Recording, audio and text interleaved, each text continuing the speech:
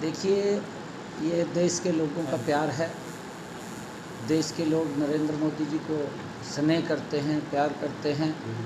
नरेंद्र मोदी जी ने एक योजनाबद्ध तरीके से अंत्योदय की भावना से देश के गरीबों को जो मजबूती दी है, देश की महिलाओं को सशक्त किया है, किसान को मजबूत किया है, युवाओं में विश्वास बढ़ाया है।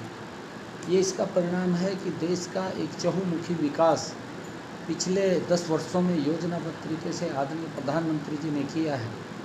देश की समस्याओं का समाधान किया है। देश का सम्मान विश्व के अंदर बढ़ाने का काम पिछले 10 वर्षों में आदरणीय नरेंद्र मोदी जी ने किया है। और उसका परिणाम है कि आज देश के लोग नरेंद्र मोदी जी को जो बोलते थे कि जब 4 जून को रिजल्ट आएंगे, ये देश मोदी जी को 400 पार सीटें दे करके तीसरी बार इस देश का प्रधान सेवक बनाने का काम करेगा। और जिस प्रकार से आदरणीय प्रधानमंत्री जी ने संकल्प लिया है कि हम आने वाले 2047 तक भारत को एक विकसित राष्ट्र बनाने का काम करेंगे, और उस विश्वास के ऊपर देश, क्योंकि मोदी जी के ऊपर विश्वास करता है, और 140 करोड़ लोगों ने बढ़ चढ़ करके मोदी जी को उस विकसित भारत में, ये भारत विकसित राष्ट्र बने, एक एक अपना मतदान दे करके आदरणीय मोदी जी को मजबूत करने का काम किया है। और अभी कल जब रिजल्ट आएंगे, उसका नतीजा वो आप लोगों के सामने पूरा देश उसके अंदर शामिल होगा, और ये भारत विकसित राष्ट्र बन जाएगा। ये भारत मजबूत राष्ट्र बनेगा, ये भारत सुरक्षित राष्ट्र बनेगा, ये भारत विकसित राष्ट्र बनेगा। भाई, उसको लेकर के देश के अंदर आदरणीय नरेंद्र मोदी जी ने जब रिजल्ट आएंगे तो उसके लिए गति से काम करें। रणदीप सिंह सुरजेवाला ने प्रेस कॉन्फ्रेंस की है। पिछले दिनों सुप्रीम हाई कोर्ट की तरफ से फैसला आया था, जो आप लोग सोशल आर्थिक आधार पर नंबर देते हैं 5, उसे खारिज कर दिया। तो बर्खास्त करने की मांग की है सरकार को। साथ साथ ये भी कहा है कि आप लोगों ने लाखों युवाओं का भविष्य खतरे में डाल दिया। देखिए, मैं कांग्रेस के इन नेताओं को ये कहना चाहूँगा, क्योंकि हर रोज़ झूठ परोसने का काम करते हैं। रणदीप सुरजेवाला साहब को अपनी सरकार, जिसके अंदर वो शामिल था, जिसके अंदर पर्ची भी चलती थी, जिसमें खर्ची भी चलती थी, जिसके अंदर जो नौकरी के पैमाने थे वो सारे तार तार कर दिए जाते थे, युवाओं के साथ एक बड़ा धोखा हो जाता था। और कोर्ट जब ये प्रक्रिया को गलत करते थे तो उनको 5 साल के बाद, 10 साल के बाद बाहर का रास्ता दिखाने का काम करता था। परंतु हमारी सरकार ने बड़ी ईमानदारी से युवाओं के साथ आज भी खड़ी है।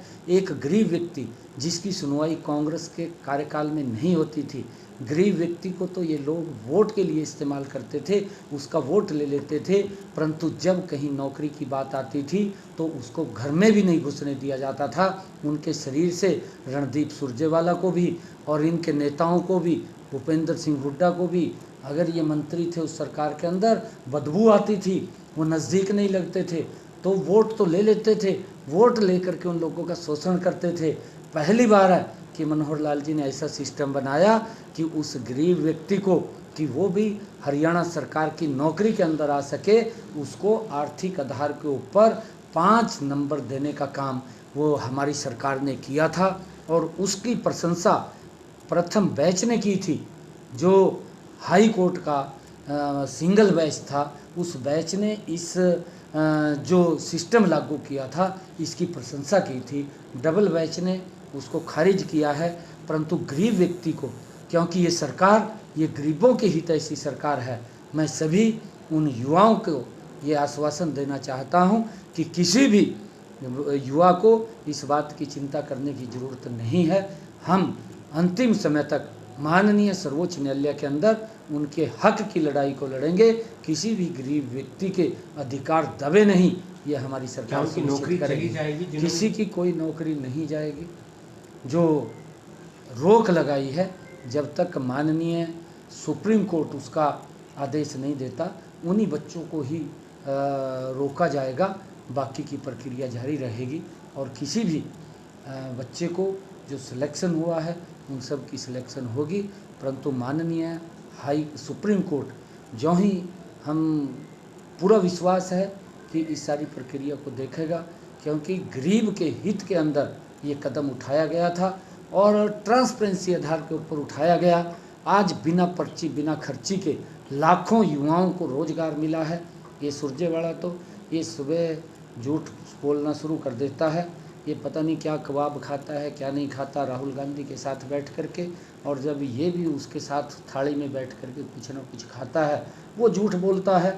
ये भी सारा दिन उसी ढर्रे के ऊपर चल करके झूठ परोसने का काम करता है। मैं सुरजेवाला साहब को कहूँगा कि तू श्वेत पत्र जारी कर, हरियाणा के युवाओं को बता, जिस सरकार के अंदर तू मंत्री था, भूपेंद्र सिंह हुड्डा प्रदेश का मुख्यमंत्री था, उसमें युवाओं को नौकरी देने की क्या प्रक्रिया थी, कितने युवाओं को नौकरी दी है ये भी बताने का काम कर, और कैसे नौकरी मिलती थी ये भी बताने का काम कर, किस आधार के ऊपर मिलती थी ये भी बताने का काम कर।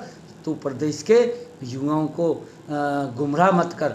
और कितनी नौकरियां दी, 9.5 वर्षों के अंदर हमने कांग्रेस से ज़्यादा नौकरी देने का बिना पर्ची बिना खर्ची के काम किया है। गरीब के साथ आज भी हमारी सरकार मजबूती से खड़ी है। गरीब को किसी प्रकार की चिंता करने की ज़रूरत नहीं है। आज गरीब का बेटा अगर अपना टेस्ट क्लियर करता है, सरकार के अंदर ICS अधिकारी लग जाता है।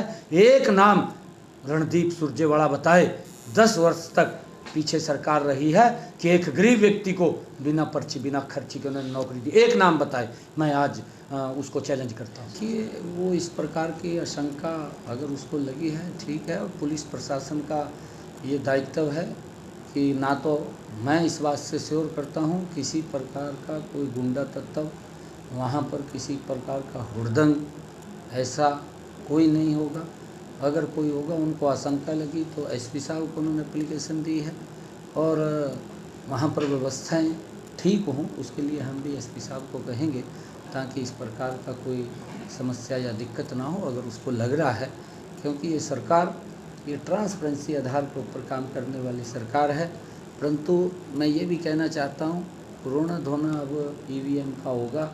ये लोग EVM को मेरे ख्याल से जो ही रिजल्ट आते रहेंगे और ये EVM को दोषी ठहराते रहेंगे, चाहे वो राहुल गांधी है, चाहे वो भूपेंद्र हुड्डा है, और चाहे इनका और कोई नेता है, वो सारे के सारे EVM के ऊपर अपना गुस्सा निकालने। केजरीवाल कहते हैं बूथ पर अलर्ट रहिए, वहाँ पर कोई दिक्कत हो सकती है, हर बूथ पर कार्यकर्ता अलर्ट रहे काउंटिंग के वक्त। अच्छा है, अलर्ट रहना चाहिए, अच्छा है, सभी अलर्ट रहेंगे तो ठीक है। वहाँ किसी प्रकार की इनके मन में जो एक कहावत है ना, चोर के दाढ़ी में तिनका, वो केजरीवाल के ऊपर कहानी फिट बैठती है।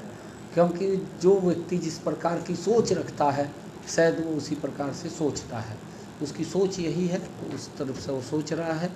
परंतु हमारी तरफ से कोई नहीं, हमारी तरफ से लॉ एंड ऑर्डर की व्यवस्था को दुरुस्त करना, हर व्यक्ति को न्याय देना हमारी सरकार का दायित्व है। और हमने कहा भी है किसी को भी किसी प्रकार की दिक्कत नहीं है, और हम मजबूती से इस लॉ एंड ऑर्डर की व्यवस्था को बना करके रखेंगे और हर व्यक्ति को न्याय मिले, इसको भी सुनिश्चित करना हमारा दायित्व है।